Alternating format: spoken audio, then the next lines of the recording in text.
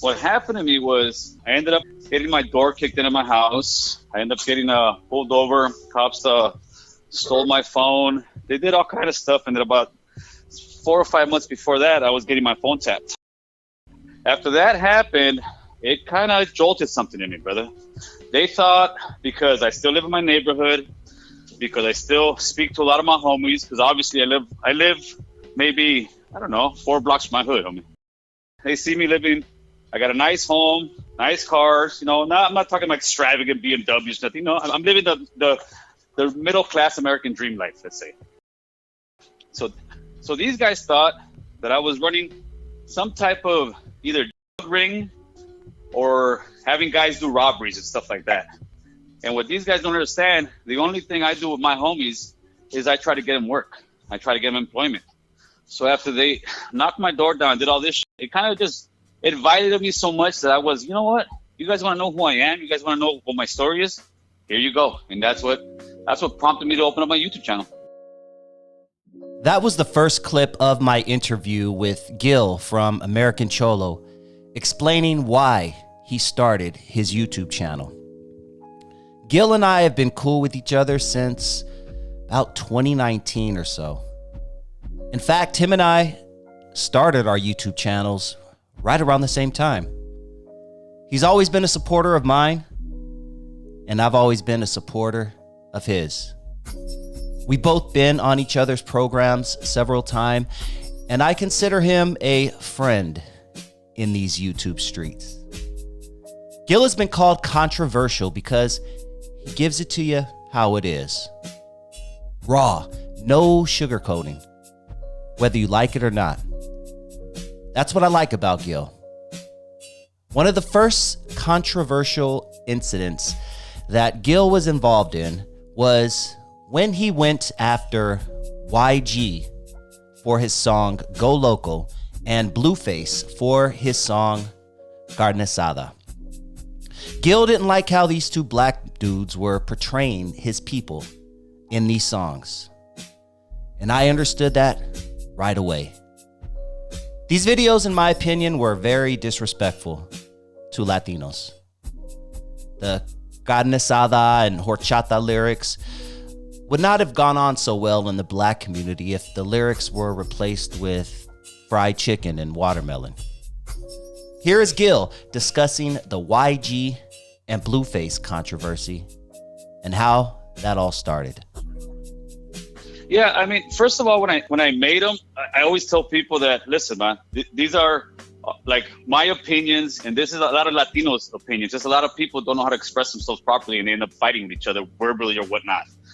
Yeah. Those songs, if you look at the song, and if you don't know any better, even young Latinos, I had one young guy call me that I know very well that has a show too, and told me, you know what, dude, I changed my mind after watching your video. Because young guys think that they're being paid homage to. First of all, let's take YG's song. YG's song, he's in there wearing a mariachi suit. That has nothing to do with the LA gang culture whatsoever. That's like that's like being a brown man. Imagine a Latino rapper wearing I'm sorry if I'm saying it wrong. It's a shadiki, a dashiki, African attire, and instead of saying Maria Maria, I'm talking about shaniqua Shaniqua. So I'm like, wait a minute, and see, but they don't see that, and it's unfortunate. But sometimes it takes somebody to tell them, hey guys, there's something wrong here. You guys are not being respectful to our culture. You guys wouldn't want this. The YG one, like I said on my video, I don't think YG did it so much disrespectfully. He obviously did it marketing reason. They want the Latino money, is what it is, plain and simple. Because Latinos are the ones they can say whatever they want. We're a driving force money wise in just America, period, man. But we're not using it. Blueface song, no, that was just plain and simple disrespectful, brother. The guy, I remember I made that thumbnail and I had that Shaka Zulu. I photoshopped my face on Shaka Zulu. And I put, what if I did a song? I did a song, I forgot what I called it, the American Cholo Chronicles with that label on it, the album cover, and I called it, and I called some disrespectful shit. I showed it to my wife. She's like, man, you got to get out of this quarantine, man. You're bored. I said, no. You need to listen to the song.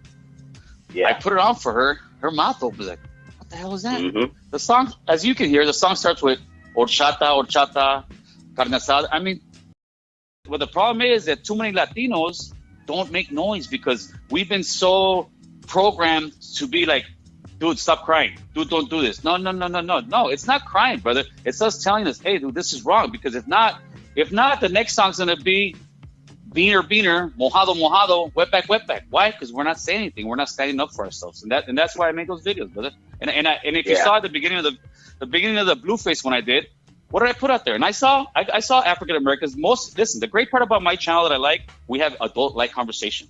We don't sit here and disrespect each other and talk all kind of nonsense and just call each other racial names, because then you're not communicating with each other. So I did feel, though, in the comment section that some African Americans got offended, and I was like, good, you're supposed to get offended by seeing blackface, because I put that blackface on there with the Carne Asada song. That's what he's portraying by doing stuff like that. That's what YG's portraying by doing it. They're doing blackface, but now they're doing brownface because they think they're paying homage to us, that they're showing love to the raza. They're not showing love to the raza. They're just trying to make money off us, brother. And I think that's wrong. Shout out to Gil for keeping it 100. And I need you guys to keep it 100 and hit that like button for me below.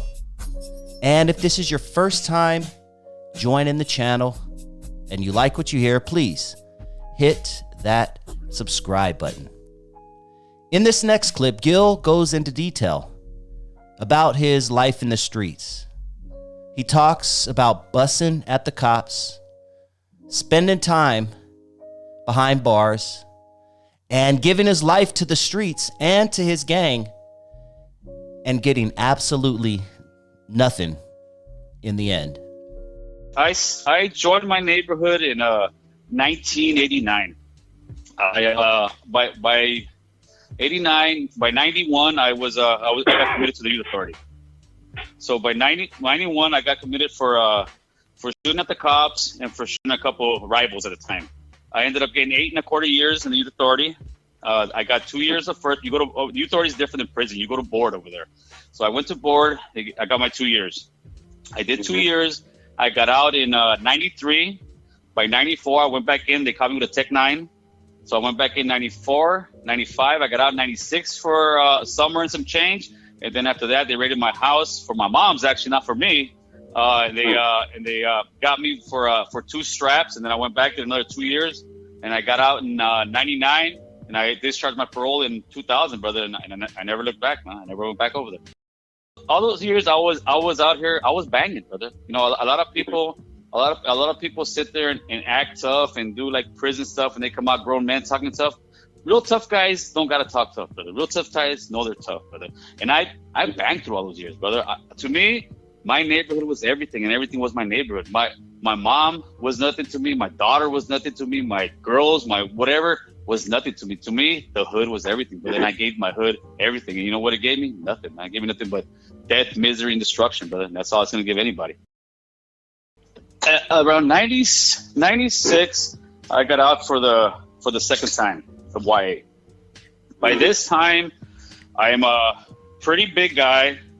I've been lifting weights for the last couple of years, and all I've been doing in jail is preparing myself to come out here and bang on fools, to prepare myself to come out here and figure out how to run my neighborhood. So I started, making my plans. This all happened in jail, started in YA. And I'm picking other guys' brains on how they organize their neighborhoods, what they do, what happens. So I came out here, all the homies right away, damn, this fool's out again. Because every time I get out, the gang shit pops up a little higher. And every neighborhood has it. Every neighborhood goes through a period when somebody gets out, all of a sudden it gets cracking. It's because most guys in gangs are looking for leaders, brother. Looking for some type of leadership. And most leadership in gangs is negative. And so I came out here with that mindset. And off the back, I'm fighting with a lot of my homies. I'm being aggressive. I'm mad at the world. I'm mad at life. I don't give a shit about my life. In this mentality, all I'm thinking is I'm going to get caught for a murder. I'm going to smoke somebody. I'm going to go to prison for the rest of my life. That was my mindset in 96. In the meanwhile, I'm going to get my hood organized, man. So when in like my neighborhood and most Latino neighborhoods, there isn't one leader. And I will never say I was a leader of my neighborhood. But in 96, I was definitely one, if not the top shot caller in my neighborhood. And the homies know I'm still here in my neighborhood. Like I said, that's why I got the love I do with my hood. So what I would do is we throw meetings every Sunday. we ask for money. Hey, dude, if you're dope dealing, you give so much. If you're doing this, if you don't have any money, 5, 10, 20, whatever it is, brother. We're collecting money. We're getting guns. We're figuring out who came banging on us. We're gonna go retaliate. It was like a war, brother. So we're getting money for the war chest to buy weapons. We're figuring out who came to our neighborhood, who rode, who came banging, and we were retaliating. And it was a back and forth thing because those gangs were retaliating on us, and it was a time where it was complete hell for me, and it was because I didn't care, and that's why I tell people, when you got somebody that young that doesn't care about their own life, they're not gonna worry about taking your life, brother. And that's where I was at in '96. Being that I grew up in the southeast section of Los Angeles, including the South Bay area, I never knew much about North Hollywood growing up. To us in Long Beach, North Hollywood might as well have been the North Pole because it seemed that far away from us. I've since learned a lot about North Hollywood while traveling to Gil's spot and listening to his program throughout these years. In this next clip, Gil discusses the origins of his hood, the North Hollywood Boyz. One of my brother-in-laws is one of the original from the neighborhoods. They started around, I think they started playing football around '83. There used to be a football team. A lot of neighborhoods out here in the valley were football teams. And they actually would go play against actual gangs. They would play with gangs that were already established and been around for a long time. And when they would go play, they would say, "Who are these guys? These are the boys from North Hollywood, you know?" And eventually around '84, the homies got together, like, you know what, fuck this, dude. Let's make a gang. And it's the beginning of a gang. And these guys started coming out with names. And actually, they almost called it Violent Boys, which is kind of ironic because that's one of our biggest rivals. And the homies ended up saying, you know what, all right, we're going to play a football game. So they played a football game amongst themselves. And lo and behold, the guys who wanted to know Hollywood Boys got it in HBZ. And that's how we got our name. So that was about 84, I would say. And then by 84, then you had about 86. Most of those guys that actually started the neighborhood, most of them went out to live normal lives, dude. Most of those guys did not foresee the gang becoming what they have. And some of those guys, unfortunately, their brothers have died.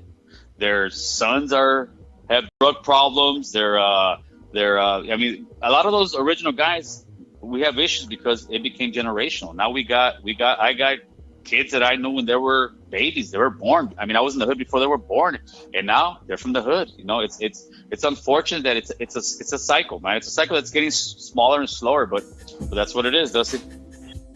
If you're enjoying this interview with Gil from American Cholo, please hit that like button if you have not already. And if this is your first time joining the channel and you like what you hear, please hit that subscribe button. And make sure you subscribe to American Cholo on YouTube and follow American Cholo on Instagram. For my audience who have never heard of American Cholo, I'm confident that you'll appreciate his content. So go over there, show him some love, and tell him DustyVisionTV sent you. All right, back to the interview. In this next clip, Gil talks about the time his brother shot him to keep him from catching a very serious charge. It's funny because some people will sit there and say, "No, you're this, you're that, you're lying." I still hang out with two guys that were there, and that's why they laugh about it. Like, dude. So this is what happened, man. So we're when was it? This was 1991. This was 1 week before I got arrested for the shooting I got arrested for. So that'll tell you how active, how many shootings there was every week. So we're rolling up to this place. There was no parking. It was like one of those where the water towers are at. Every kind of city has them way in the outskirts of the city by the hill. And there was a party that was over.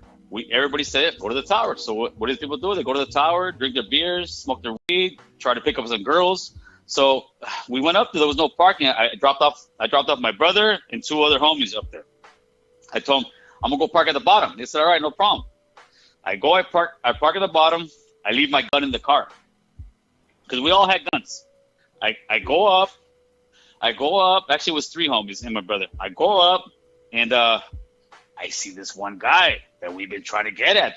That we had a shooting with a week before. So I'm telling you, every weekend there's a shooting, brother. We had a shooting a week before. I said, "Oh, there's that motherfucker." And as I say that, a big old melee fight starts happening. Right. At this point, one of my other homies got a gun. He pulls it out. He puts it to this guy's head. Click, click, click. The fucking pin went out. Shit happens like that all the time. I don't know if it's God or destiny or what it is, brother. The gun's clicking. It's not going off. I'm over here. My brother, there's a big ass crowd, so my brother gets his gun and boom, boom, takes 1 or 2 shots up in the air to try to disperse the crowd. This guy's about, I don't know, maybe 5-7 feet from me. My brother's about, I don't know, another maybe 4 or 5-7 feet behind me. I see him. I see his gun. I said, "Oh, bro, give me that strap. I'm gonna kill this motherfucker." That's exactly my words. Because I'm like, in those things, that's what you want to do, or you think you want to do. I'm gonna kill this guy in front of everybody. I don't give a fuck. That's the mentality, brother. So I go to get the gun. Boom! The gun goes off on my left hand. It goes through me. It hits one of my homeboys in the arm. It hits another fellow that we know in the face. So you got 3 guys getting shot. All right, we go to the hospital. My fucking arm's all wrapped up. I go in there. I'm a little buzzed by this time. They start asking me for insurance, this and that. I'm like, I got no insurance, man. The lady said, "Well, you got to go to some hospital or something happened." I said, "You know what? Fuck this. I'm gone."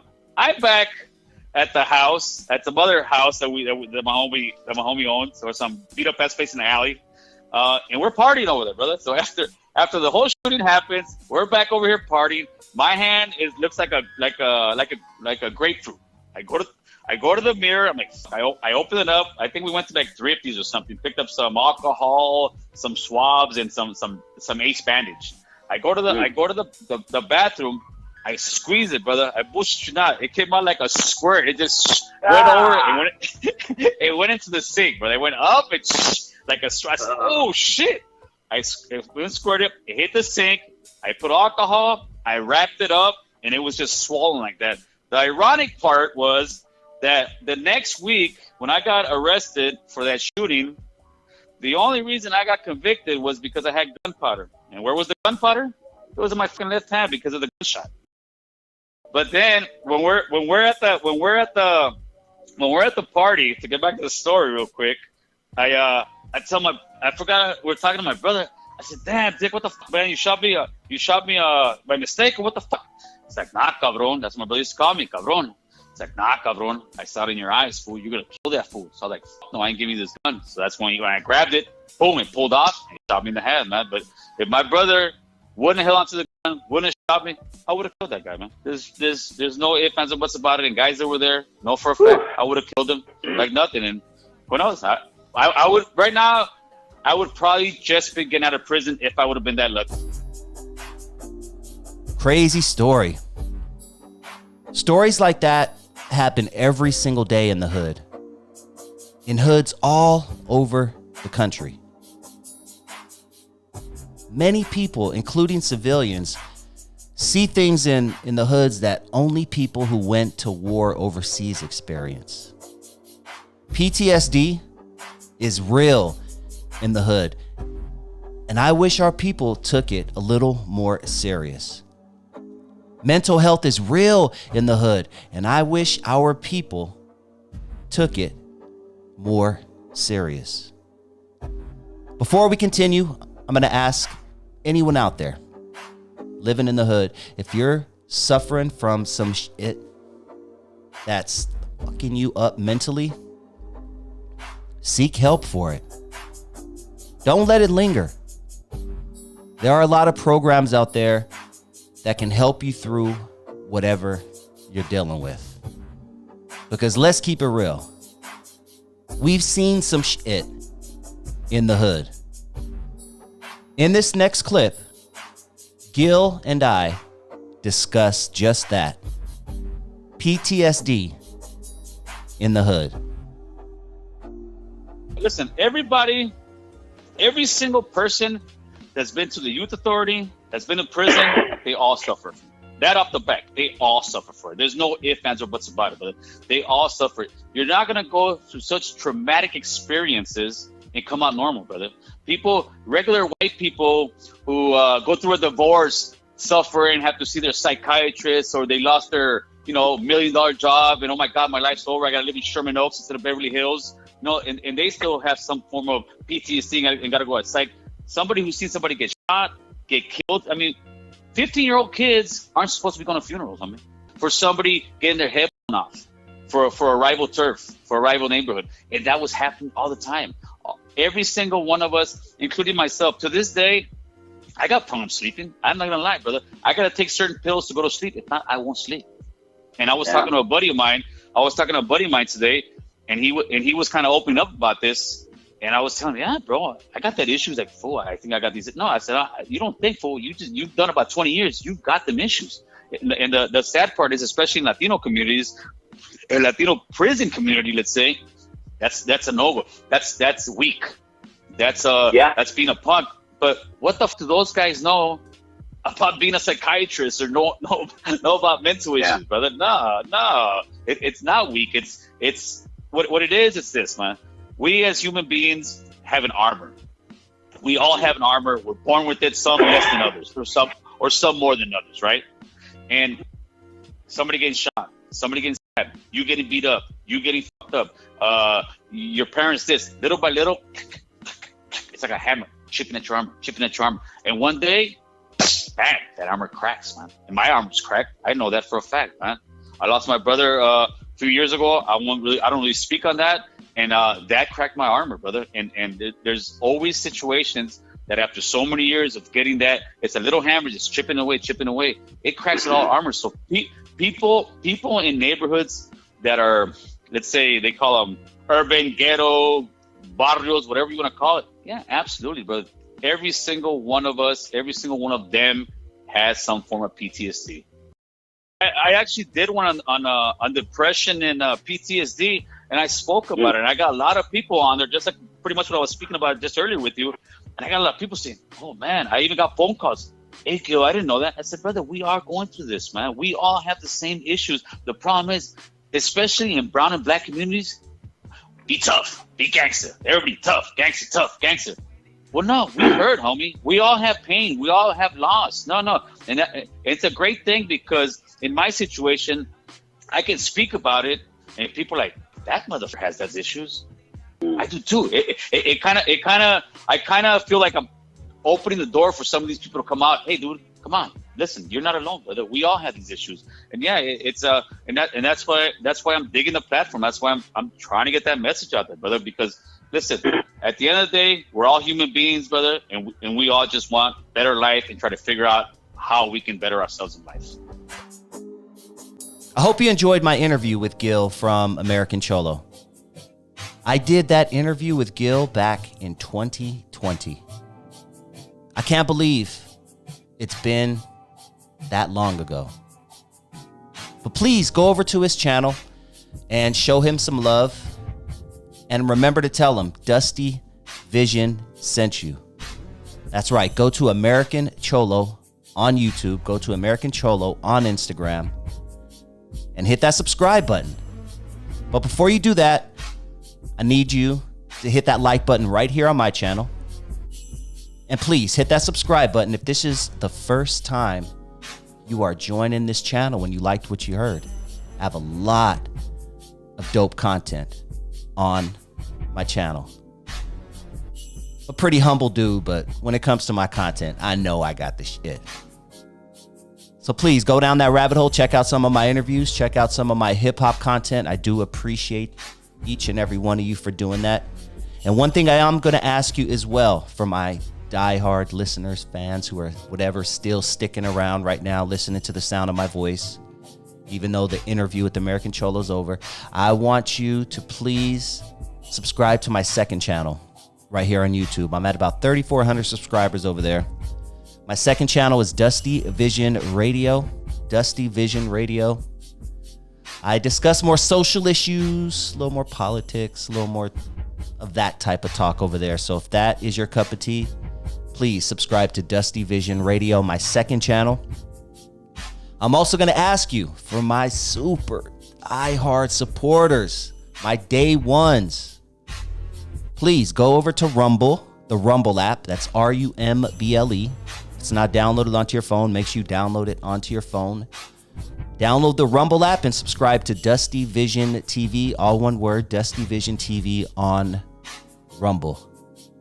I'm really trying to build my Rumble channel over there, and I need your help doing that. So please, if you are on Rumble right now, which most of you guys should be, because YouTube is cool, but Rumble is starting to pick up steam, and Rumble's where it's at, especially if you want more uncensored content. Go over to Rumble, subscribe to DustyVisionTV, all one word.